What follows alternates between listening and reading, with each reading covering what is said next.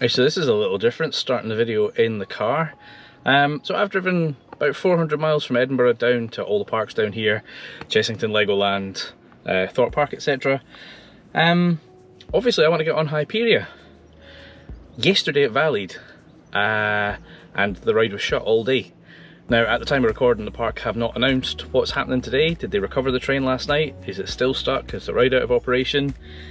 So there's a 50-50 chance I'm about to drive to Thorpe Park and not get on Hyperia. So wish me luck. On a positive note, this is my partner's first time, so she's got everything to experience, and I also have 3 rides to experience because I was here last year 6 weeks before Ghost Train opened, so I'll be doing that. And every time I've been before, Colossus and Walking Dead has been shut, so I should get on at least 3 new attractions, and I'm keeping my fingers crossed that Hyperia makes it 4.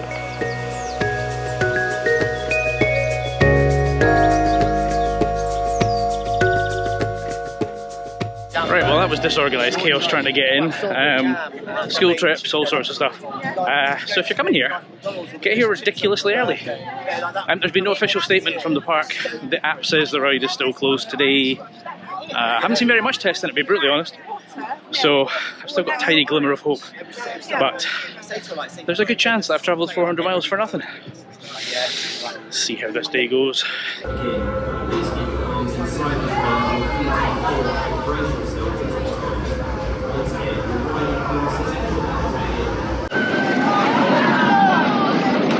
Right, well I've just started the morning on Colossus, which for a 22-year-old coaster I've never been on it. Because it's always been shut or in bits when I've been here. I mean, I think I've said this before, it's a nearly identical layout to Sick at Flamingoland, except it has truly horrific restraints.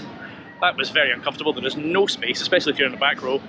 I mean, it's an alright coaster though. A little bit rough, maybe, a bit headbangy.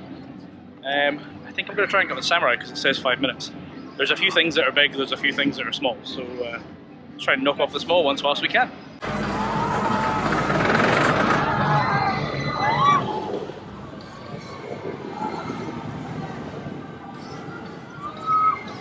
Well, I just had to go on Samurai, which is pretty good.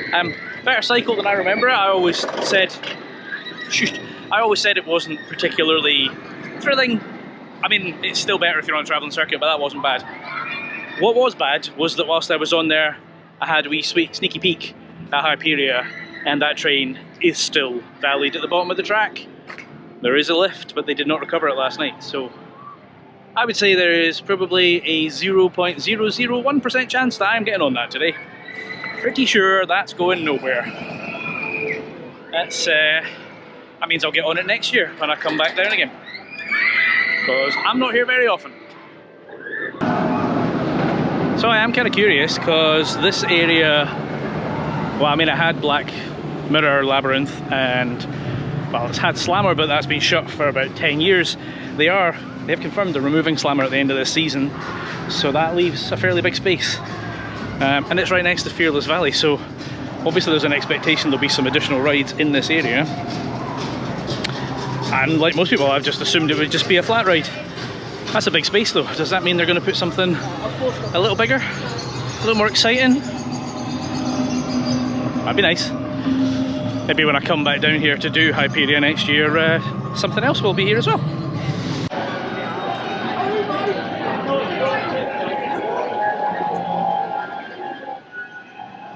You at the back, how many walkers have you killed? Too many to count.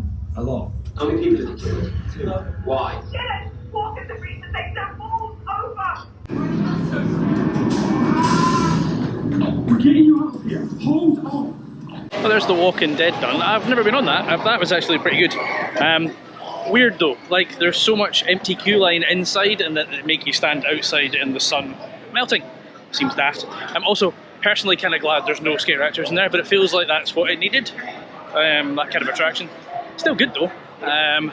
All the queues are getting massive, so I don't know if I'm going to buckle and get fast track, or if I'm going to find something that's not so big.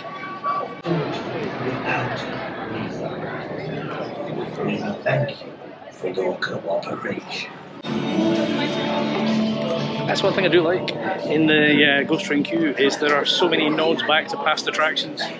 You know, you've got Canada Creek here, you've got other things around the corner here. I'm sure I saw one for, what did I see?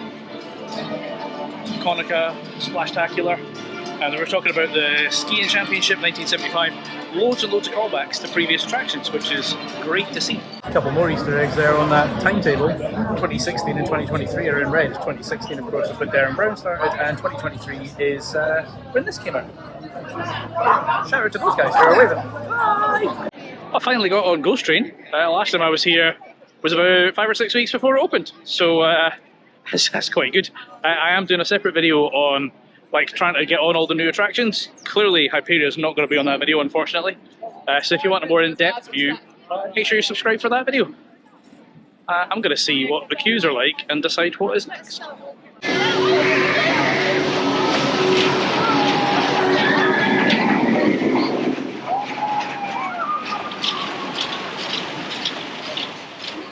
Oh, well, that's the flying fish done.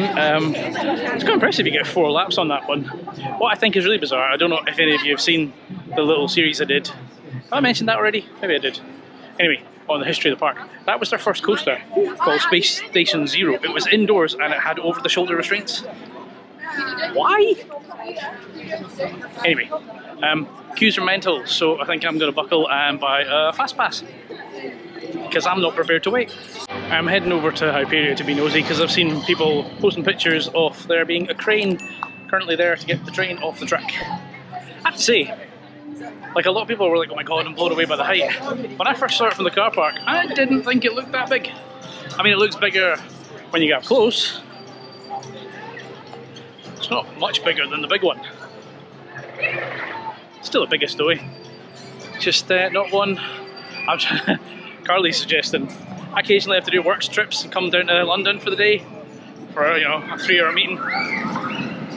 Wonder if I can convince the boss to let me stay overnight and do Thorpe Park the next day.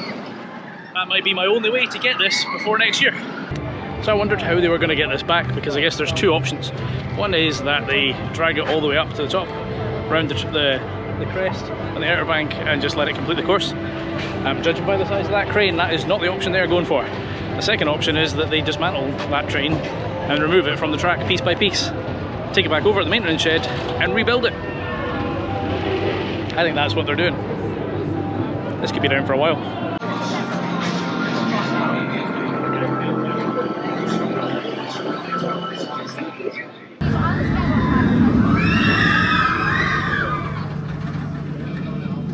I do enjoy that one, and currently still my favourite in the park, since clearly I'm not going to get on Hyperia.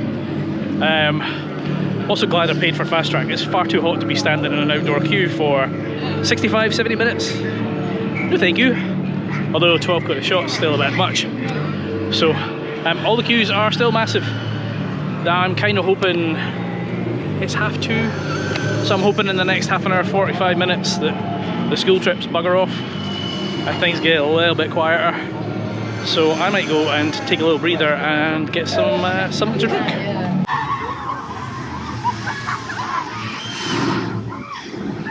Right, just had to go on Rush, which is that's good. I love when you come flying out your seat.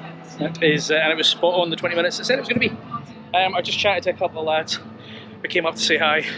We're here on a school trip, and they've just confirmed they're about to leave. So I am hoping that means that the queues get a little bit more manageable, because there's an hour and a half left in the park, and we've not done Stealth, and we've not done Saw the Ride, and I'm sure there's something else.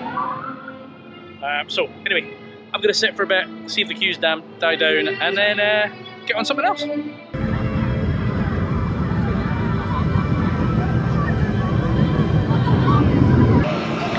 that's pretty cool. I'm not into football in the slightest. I mean, I watched Scotland last night after we got absolutely hammered by the Germans, but I don't watch football. However, they do have the football on here, which is really good, because today, I think in about 20 minutes, 4 o'clock-ish, England are playing. So I'm sure there are many people here who'll love to keep an eye on the football whilst they're in the park. I think I'm going to go and brave the Nemesis queue. Things are slowly cooling down. Still 40-ish minutes though. So head over to Nemesis, do that, and then we'll see if the school kids have disappeared and everything else has got even quieter. Right, time for a little rant on my way over to Nemesis. I don't understand why Merlin do this, and they do this in the other parks as well. I just went to get a bottle of juice, and I went to one of the stands, and they don't take the Merlin annual pass. Like, why do they have food and drink outlets in here that aren't applicable? Like, it's not like Merlin run them themselves. They get Aramark and they get a third party to do it anyway. It's just really frustrating, because I seem to always pick the ones that don't have the discount.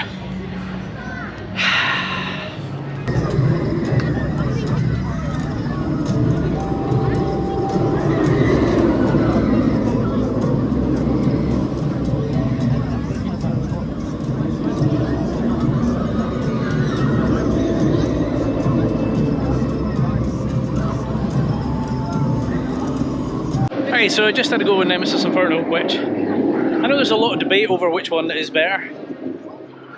To be honest, I like them both. Also, lots of people, myself included, have kind of highlighted the rattle on the new trains on Reborn. I'm sorry, but that actually rattles too. So, and that's got the old trains. Anyway, there's only 20 minutes of the park left, so I'm going to try and sneak in a stealth because it's got a small queue. And then, well, I suspect at that point the day will be done. Do you know, this one's quite interesting because I think most enthusiasts want a rollback, and the general public probably not so much. But interestingly, that sign used to say 0 to 80 in 2.3 seconds, I think it was. But they got too many rollbacks, so they had to speed it up, and now it's on 1.8. One of those interesting facts I found out when researching this park. So, in fact, when I leave the park in about 10 minutes, the last episode will drop. So, if you're interested in Thorpe Park history, take a look on the channel, because there's plenty of videos discussing everything that's been here over the years. Anyway, I'm going to go and get on this fantastic little launch coaster.